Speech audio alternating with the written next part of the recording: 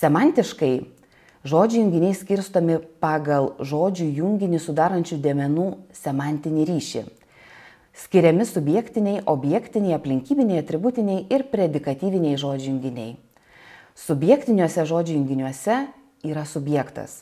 Tai yra priklausomasis dėmuo reiškia pagrindiniu dėmeniu reiškiamo veiksmo atlikėją, veikėją. Pavyzdžiui, paukštis skrenda. Objektiniuose atvirkščiai yra objektas. Tai yra priklausomasis dėmuo reiškia pagrindiniu dėmeniu reiškiamo veiksmo objektą. Pavyzdžiui, skaityti knygą. Aplinkybiniuose žodžių junginiuose yra reiškiamos įvairios aplinkybės. Pavyzdžiui, sėdėti panarinusiam galvą.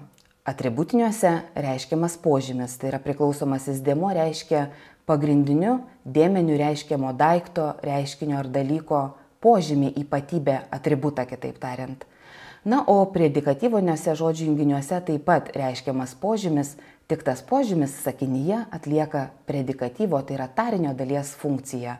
Pavyzdžiui, atėjo linksmas, baigė kalbėti ir panašiai.